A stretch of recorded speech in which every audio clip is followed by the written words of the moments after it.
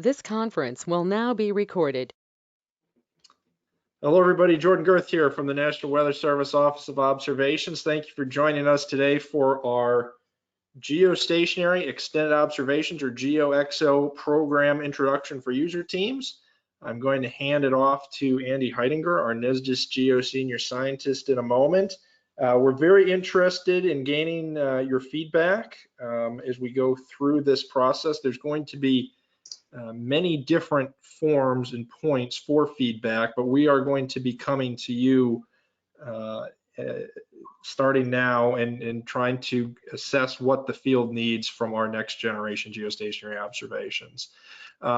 We will also be circulating a survey in the very near future, particularly to our imager and our sounder teams. We may also include lightning as well, to really assess what the baseline need is. And we're going to be asking questions of you about the approximate spatial resolution that you'd like to see certain fields, maybe even vertical resolution for things like profiles. So be on the lookout for that, probably coming next week. And we know that your time is valuable and surveys can be long, so we're really trying to condense it as much as possible, but it will take a little bit of your time. And then what we're going to do with that survey information is aggregate it, and we're going to come up with ranges based on all of your individual feedback. And then we may reassemble at some point in November to talk about that and perhaps refine what our requirements are moving forward. So without further ado, I'll turn it over to Andy and he'll give you an introduction. And Andy, I'll leave it to you if you want folks to interrupt and ask questions during your presentation or save them till the end. Okay, thanks, Jordan. I think I don't have a huge amount of material, so I think I would be very open to those people asking questions as they conceive them. I'm Andy Heidinger. I'm the NWS Geo Senior Scientist, but I'm really in this regard like a program scientist for GeoXO. I see Dan Lindsay's on, who's also a big part of GeoXO, and I encourage him to correct me if I make any mistakes. But I really appreciate the ability to engage with you guys, and it's great for for GeoXO just to get your feedback and start build relationships. Vanessa Escobar is our user engagement scientist. She'll join in at the end, and she also will give you ideas on how to, some of the outreach and activities that we're doing. So, yeah, so this is my first slide. I know you're still probably figuring out how to use all the capabilities of GOES-R, with its very nice imager and lightning mapper. But we got a plan for the next one, and that's what GeoXO is. And you can see here, not only do we have a lightning mapper and imager, which hopefully will be better than what you have today, but we have a sounder, an ocean color, and atmospheric composition imager. So it's a big ask. And you can say why 2032? Well, that's when GOES 16's stops being an on-orbit spare. And we always want to have 2 satellites up and 1 spare. So we think that's the right time to target for GeoXO. So that that's 10 years away, which 10 years is a long time. But I think we had a much longer lead up to GOES-R. So, and we have more capabilities. So we're very, very eager to get things going. So I just wanted to show this. This was an old constellation, just to show you how things are dynamic. So initially, we had the Zorwig, which was a requirements group led by Dan, very effective, and we considered all sorts of things. All these instruments, you can't have just east and west because our satellites aren't big enough. So we had host satellites conceived, and we had things like the lightning mapper and atmospheric composition were on their own, and then we had 2 sounders. But as as we've gone our budgetary ways and assessed these capabilities, we've settled on this as our current GeoXO architecture. So our commercial hosts are gone for now. We do have east and west with an imager and a lighting mapper, as you do today, and the ocean color instrument is got the slot on east and west. And the reason is that there are, fishery assets stretching from, Alaska, Hawaii, both coasts of the United States. So that was the rationale for having ocean color take the east and west slot. So in the middle, we call it GeoCentral for now. This is where our sounder is, hyperspectral IR sounder, and the atmospheric composition payload. Of course, it makes sense for the atmospheric composition to be in the middle. But it'd be nice to have the sounder in more locations, but right now we're planning to have that in the middle.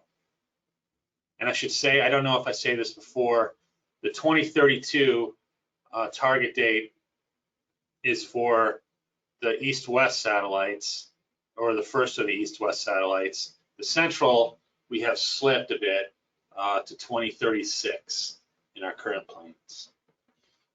Not to be too negative, there's a positive. There's a partner payload on the GeoCentral, so there is room for an additional instrument on the GeoCentral that's TBD. So that should be exciting to see what we can get there. And your opinions, of course, will be very important.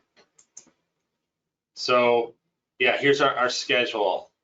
So again, the GeoXO imagers, starting in 2032, we want 4 of them, just like in GOES-R. There's going to be 2 east and west satellites. With right now our GOES sounder being delayed. I guess here it's right at the start of 2036. So and I don't and the GEO sounders will not require to have an on-orbit spare. Okay, feel free to ask questions if I'm or corrections. So I think it's good to think about not just what we're doing, but the rest of the world.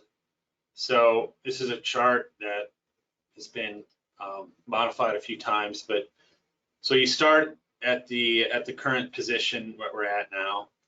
So we have the GOES-R series with an imager and a lighting mapper, but the rest of the world is also rapidly increasing. For example, there are sounders in orbit, hyperspectral IR sounders by the Chinese in orbit today. There is an atmospheric composition in orbit by Korea in GEO that's very similar to what we plan, and kind of an older, but still it's a GEO ocean color instrument, over the China Sea. So going forward, we're about to get MTG, the 3rd generation of the European MediaSat sensors, and that will have almost a full complement of GeoXO. It won't have an ocean color, but it will be very good proxy data with an IR sounder, not too dissimilar from what we plan. Again, an atmospheric composition, and an improved lighting mapper and improved imager. So that'll give us a little taste of what those improvements give us and help us make our decisions.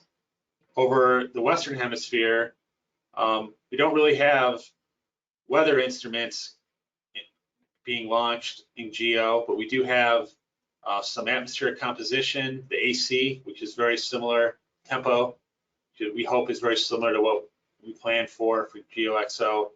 GeoCarb and NASA, that's an instrument that's going to go after, as it says, carbon, so I think CO2 and methane, as well as there's an ocean color instrument, Glimmer, that'll be launched at some point over the United States. So in 2032, hopefully we'll have all our instruments up there, but you'll start to get a sense that the whole geo ring will be populated by imagers, sounders, and lightning mappers. So I think that'll be very exciting. So on our eastern and western borders, we should have very similar data to what we have. So there shouldn't be, hopefully, any gaps in the data sets that we provide to you.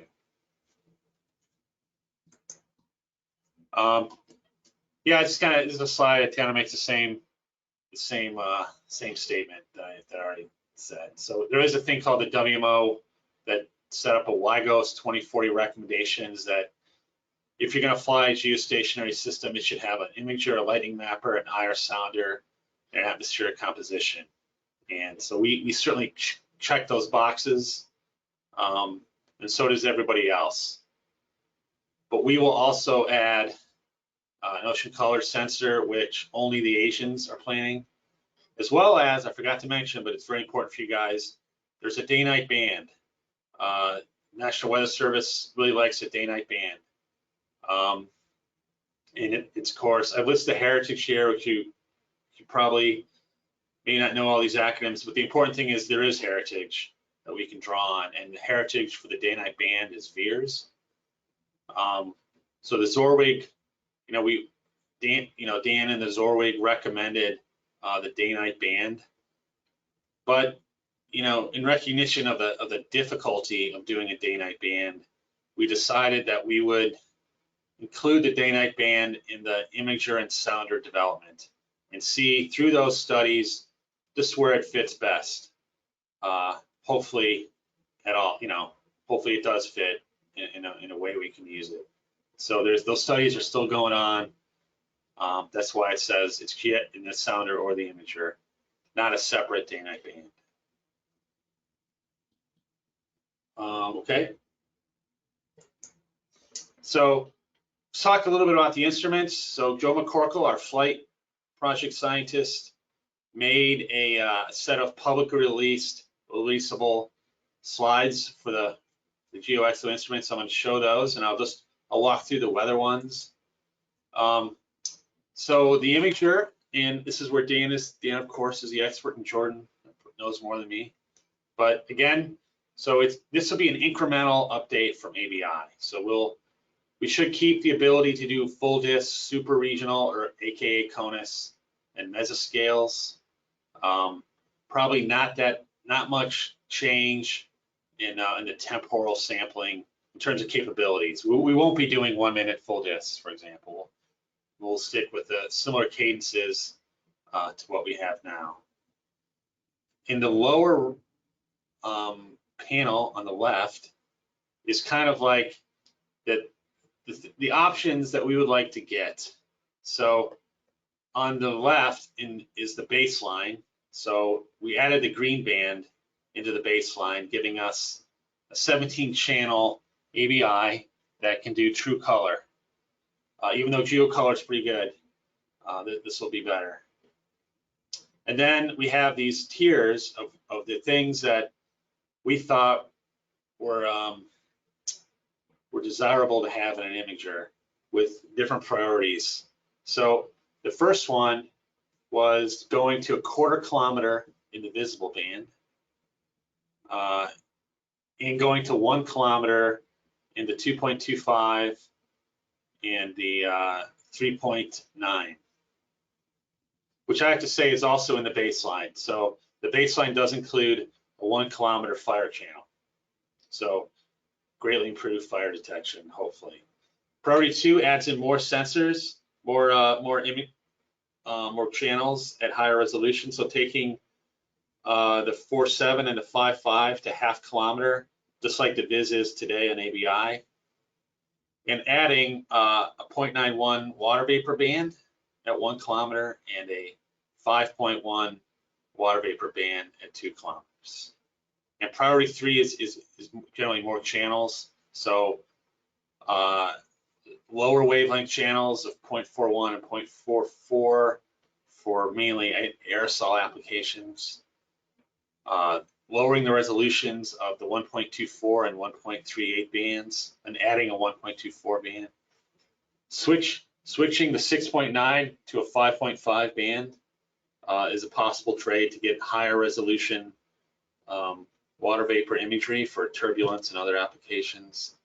Moving the thermal, a long wave thermal band to 1 kilometer, the 10.35, that'll help the fire detection because they'll be at the same resolution. And going further in wavelengths, deeper into the CO2 band, 13.6, I guess, for things like cloud heights and winds. So those are our priorities. Right now we're in a phase A study, so vendors have taken this information and are making designs, and we're going to see what's possible and what's not possible within the budgets allowed. So yeah, so 2 vendors have started this, and they're about halfway through. Okay, the sounder GXS. Again, this is I don't know if anybody remembers the HES, but you know, there was an IR sounder planned for GOES-R, but it didn't make the program. So, you know, again, we're hoping to have a full disk sounding capability with a CONUS and a mesoscale. You see here in the lower left, it's looking at the spectral bands. You're probably very familiar with CRIS from a JPSS.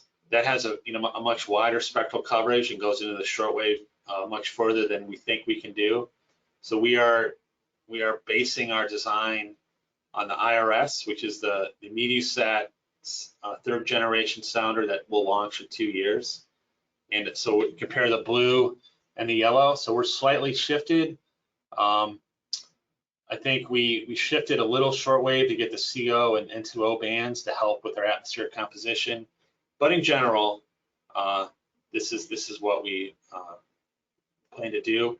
You know, it's quite high spatial resolution at 4 kilometers, so that'll be you know, very useful data, I think, and it's hyperspectral, so you know, it'll provide very, very high vertical resolution and bringing those, you know, I know the new CAPS capabilities that you're used to on CRIS, you know, those capabilities will translate directly into GXI and of course other nowcasting things that we can do. But then again, this is targeted for 2036. So the other weather instrument is the lightning mapper. We call it LMX now. So shown here is an image of spatial coverage of the east and west. So the big thing I think here is that it goes to 4 kilometers and has a wider spatial coverage than GLM did. So if you look at this colored image, the blue line, the dark blue line represents the 8 kilometer resolution, which is what GLM was at its best at nadir. So everywhere within that dark blue circle, you will have lightning mapper resolutions better than GLM's resolution at nadir. So it's, you know, that's should be a significant advance. There's also designs to kind of increase the coverage, improvements over Alaska and you know, out in the ocean.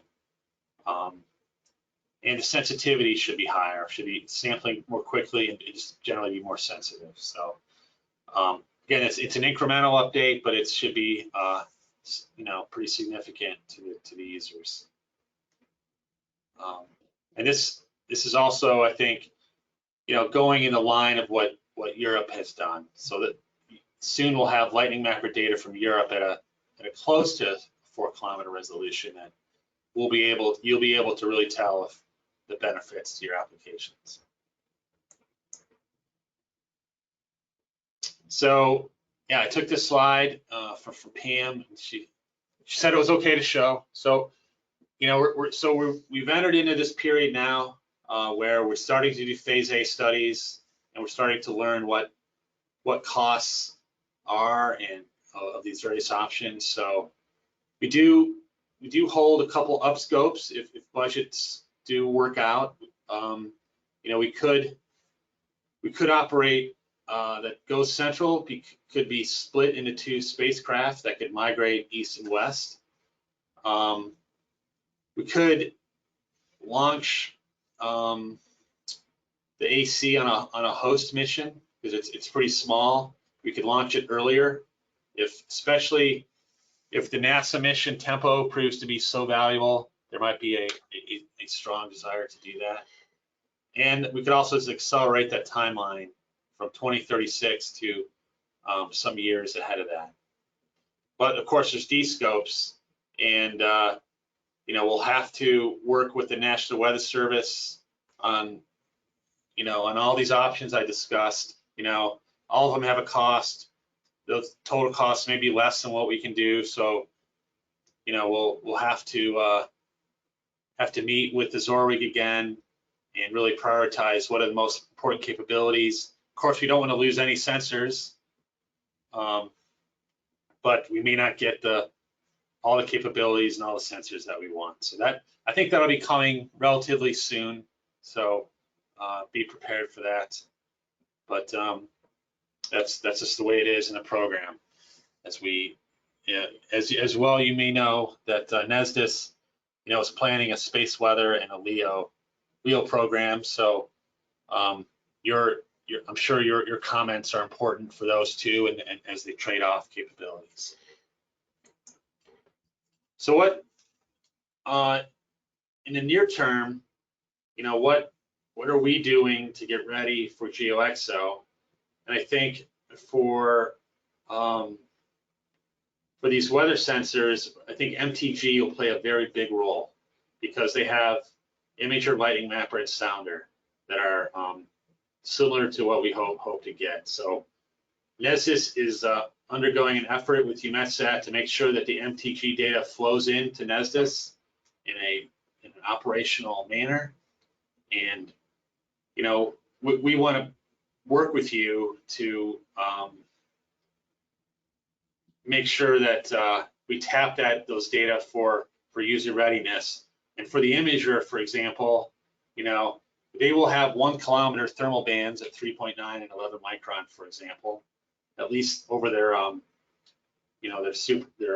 over the European domain, not the full disk.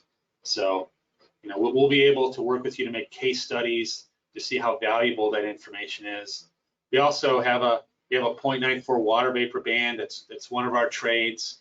So that provides very high resolution TPW, probably better than the infrared techniques, at least over land, at a very quick temporal refresh. That might be very valuable as well. So we hope those data can be given to you and we can get your feedback. Here's the showstopper from this is from Dan and from the group at Sierra. So if I get this right, so this is a 3.9 micron brightness temperature image of a fire. On the left is what we have today, this GO17 at 2 kilometers.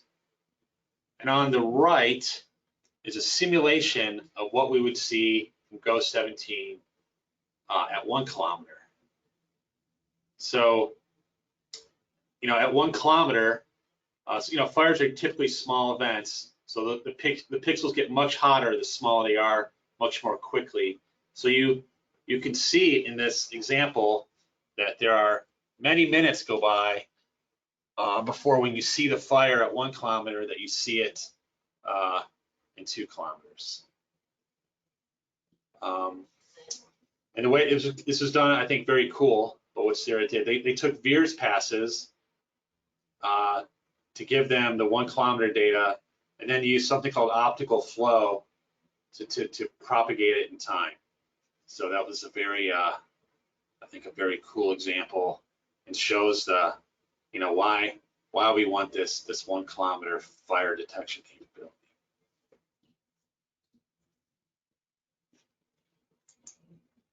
So this userness readiness continues. So the sounder, these are things that we've worked with our teams to fund. So the IRS data will be very important for regional data assimilation. So we are supporting your NCEP colleagues with CRTM and some work in JEDI, the data assimilation system, to make sure that there's some assessment of the benefit of IRS. There's talk also of moving, a NOAA models domain over to Europe to test how this data impacts regional forecasts. We also hope to work with this team to use IRS data to make hyperspectral IR severe weather case studies. They have severe weather in Europe. It's probably very, can be similar to what we see in America. So hopefully some of those case studies can be done for training. And also the lightning mapper. Again, I said the lightning mapper from Europe will be more similar to what we'll get from GeoXO than we got from GOES-R. It'll be 4.5 kilometers compared to 8, but compared to 4 for GeoXO. So we think that'll also be a very powerful a heads-up training capability for GeoXO. So other activities. So there are the other instruments, the atmospheric composition and the ocean color instruments in GEO. We do have teams mainly around those, OAR and fisheries. We really don't have too much National Weather Service representation on those teams, but perhaps those are of interest. And we'd love to get more National Weather Service exposure to those instruments as well. Harmful algal blooms, and the AC instrument will of course be very good for smoke detection and the height of the smoke and things like that. We're also planning in our out years, we'd like to set up simulated data streams from the NES CIs for the imager and sounder data. And we did this for GOES-R. I didn't do this for GOES-R. So, and that was, I think, very useful for, testing AWIPs and things like that. But I'd be very curious, if that's useful going forward now that we have competing with GOES-R data in real time. Do these simulated data sets, do they offer you anything? It'd be nice to get that feedback. So I want to point out too our science working groups, which have been very, I think will be very helpful to engage groups like this. So we didn't have these notionally in GOES-R, but now we have 5 instruments, and we really try to serve all of NOAA. So we decided to set up these teams to facilitate this organization. And this is that yellow box. So in their nascent stage, they have an instrument scientist, a product scientist, and a user scientist. So 3 people at a minimum, that just to get the ball rolling on this user readiness and other activities. The groups in gray, I think it all existed, of course, under GOES-R. So we're just another layer to facilitate things. I have the names listed up, so I'm very, very appreciative. Brian Gockel's in the Weather Service, not Nestis. Sorry, but we have Jordan Girth, Brian Gockel, and Jim Yo from the Weather Service serving as our user scientists. So they're kind of the liaisons to you guys, to the National Weather Service, and provide us very valuable insight into the decisions we have to make. We have product scientists are generally the level 2 people, and they're kind of the conduits to the AWG, the groups that you make the level 2 products and things like that. And we have instrument scientists who work with flight, that as the instruments get formulated, they will help translate these changes to the other members of the team, and hopefully, we can provide feedback in a way that makes sure the instruments meet spec, cost, but are useful and exciting for you guys. So maybe some of you remember like risk reduction and proving ground. All those things remain. So we intend to continue on the training that was, I think, great in GOZAR, and proxy, and of course the proxy data, getting that into you. So Vanessa, she's also leading something called Pathfinders, which are groups of people, kind of volunteers, that we've identified to help us learn how people use data. So we've gone out to a wider range of people, generally outside the Weather Service. So these are, people that use our data, but we've never really interacted with, trying to learn how people use our data, and also what is the value of our data to these, to agriculture or shipping or aviation and things like that. So some of you have been very involved in that, and I appreciate it very much. Andy, if I could just pause for a second here. I see there's people joining. There might be a little bit of confusion, so I just want to clear it up. That we are currently in a user teams briefing for the National Weather Service. Today's satellite book club has been shifted to begin at 1 p.m. Eastern time, so it will be another hour. I apologize for the confusion on that, but we're currently in a user teams briefing. Thank you.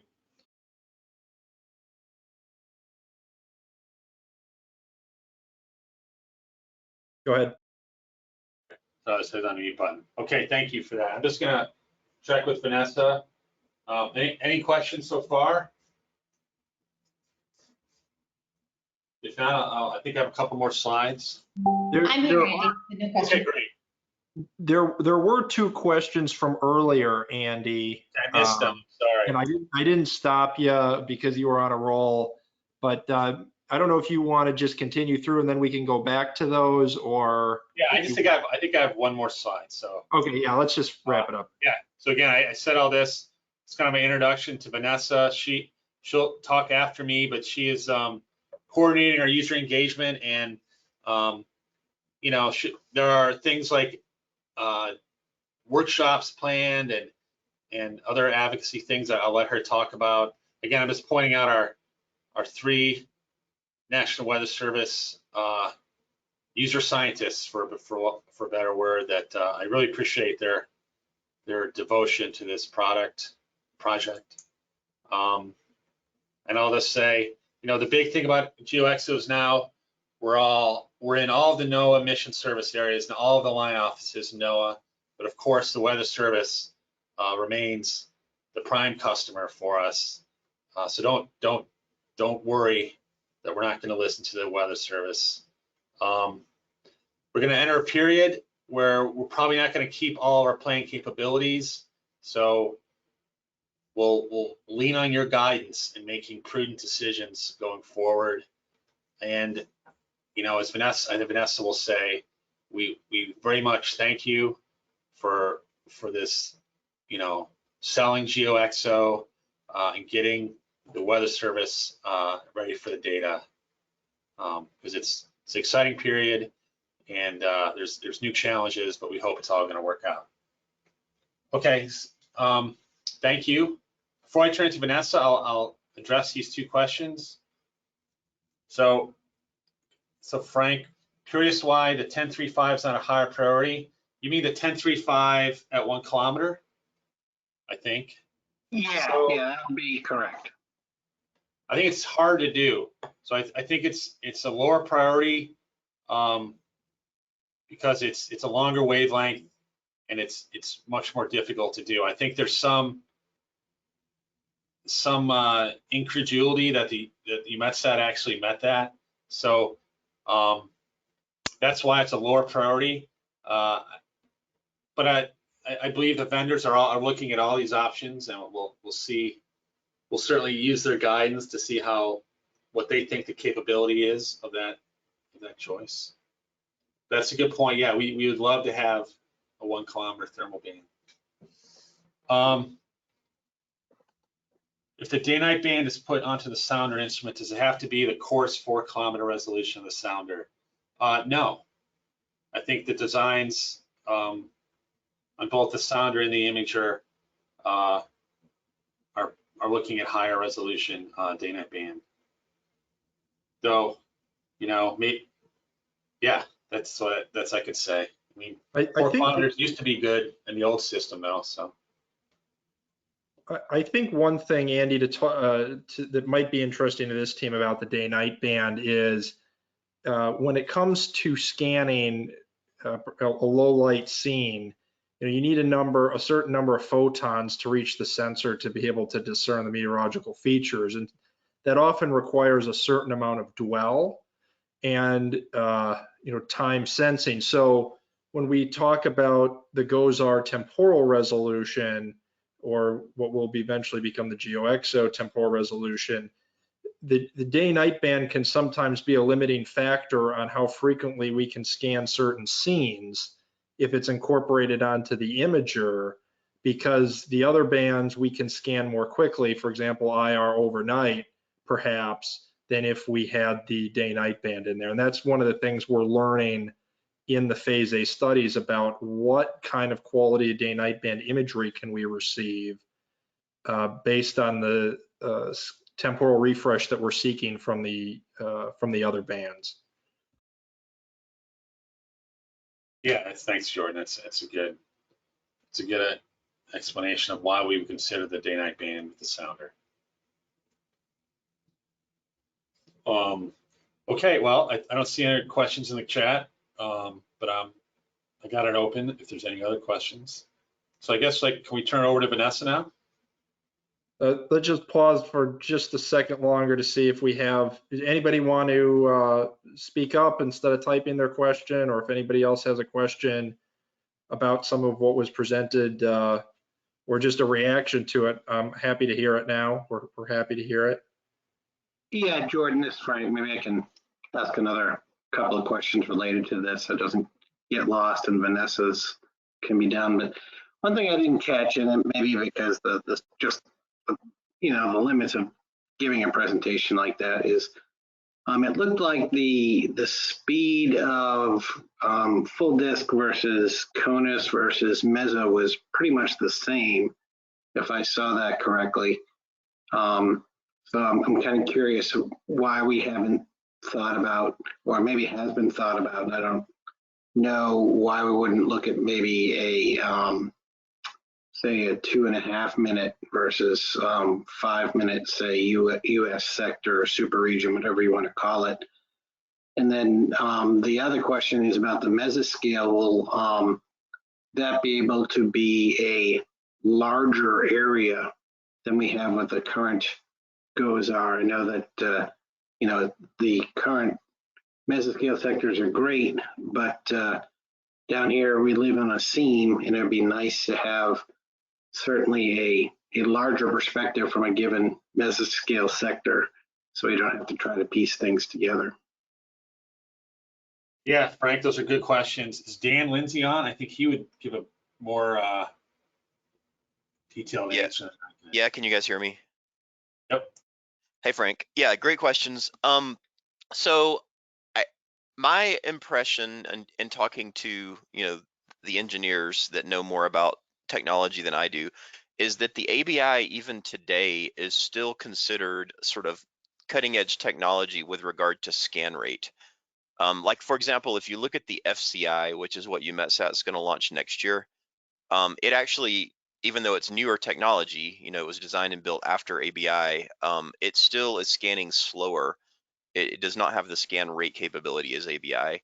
And so the fact is, even if there would be value, and there probably would, like you're saying, of, you know, doing the super region in 2.5 or a larger meso, it's unclear whether the technology supports it.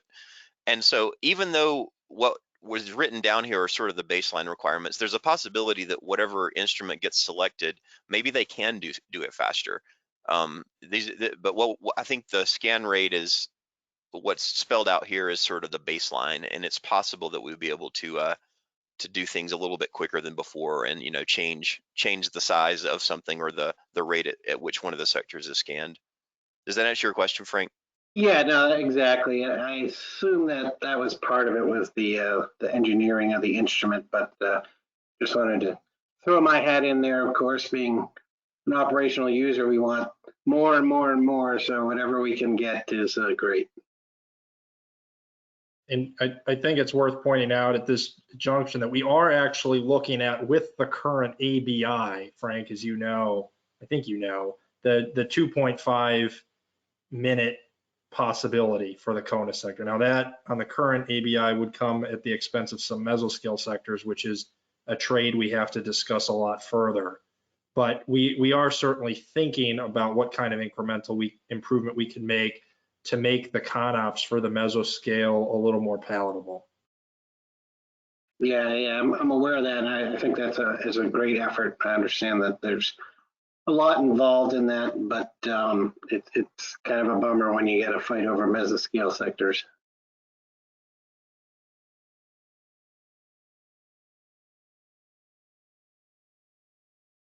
Anything else?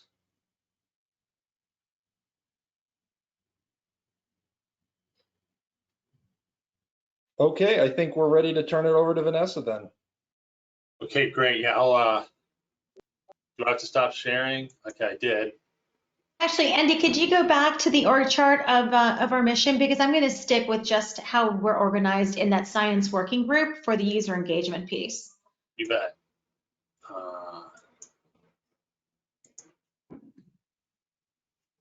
So it was your second to last slide. That one right there. So for user engagement, we've really focused on making sure that the GeoXO science working groups they're part of the process. And what we've been doing is, after we collected the user needs, we really started looking at the value of these changes for each of the instruments. So understanding what the impact of these changes are going to be across ABI, across the sounder, the introduction of ocean color, we really want to be able to connect the knowledge of impact and the end user case studies that we're doing right now with an economist back to the science working group. So there's a clear understanding of what the ripple effect is. As we improve our resolution with the imager, how that transitions from fire weather to actual fire practitioners, what is that impact in the decision? So we're developing those use cases, those value chains with an economist right now. And we're also preparing for thematic presentations across different user conferences. So we created a list of about 46 different opportunities across different thematic users, but all of which touch back to weather. And so how do the agriculture users link back to weather models and weather data, and how are they using this information in their day-to-day operations? So we're going to be presenting the expected results and the improvements in what GeoXO plans to do for the community. We're going to present that across different user communities over 2022, and then we're also going to have deep dive workshops. So right now our deep dives are really focusing on aviation weather, looking at the command center and how information moves from the command center out to FAA and to airlines with regards to turbulence, wind shear, and then we're also looking at, again, fire, how information related from the satellite to fire goes out to fire chiefs, burn masters, how it moves out to air quality warnings and at the city level. So these deep dives are essentially going to be hosted by our end user, and they are going to run a tabletop exercise. They are going to put us in the moment, running scenarios, running data, helping us understand how decisions are made and how the improvement with GeoXO is going to impact those decisions and those resources. So we're going to keep you abreast of how the aviation workshop and the fire workshop progress. We are planning to have that later in 2022, but we're kind of getting the tabletop framework set up right now, and then we're going to bring in the weather office for participation on that. And Jordan, you and Brian have participated in many of our workshops, and so this is kind of a deeper dive into not just now the user need and the awareness, now it's the operational tempo and really experiencing how weather data moves through this user chain and is identified as areas of impact and how we quantify value. And that's just a brief synopsis of what we're doing right now in the present for user engagement is. But the support from the weather office has been absolutely amazing, because it really has helped us contextualize what it means to the end user and how nicely it's all connected. So I just appreciate all of the work, all of the time you guys have put into all of our user engagement events and discussions. And I'm happy to take questions if there are any regarding the deep dives, the user chains, or our future workshops. Thanks, Vanessa. I'll just note that to these user teams, some of these users have not been engaged or not been engaged very much prior to this. So we're going to be working strategically with you, mindful of everybody's time, about getting the field reps from these user teams more engaged. As you talk about the operational cadence, we feel that this second round, if you will, is better to have that level of feedback directly from our field offices. No, you're absolutely right, Jordan. And you, as you mentioned that, you reminded me with the phase A studies, understanding how these phase A studies are working, what we're learning from it, and coordinating that with the economic studies and our user engagement is really key. So yes, I think at this point it's really good to get engaged with this group. And I apologize if I missed that introduction, but definitely being sensitive to people's time and getting them involved, because now we're at that level of detail for the discussions. I appreciate that. So I think that was collectively all of the content that we wanted to share today. Does anybody have any other last minute questions about things?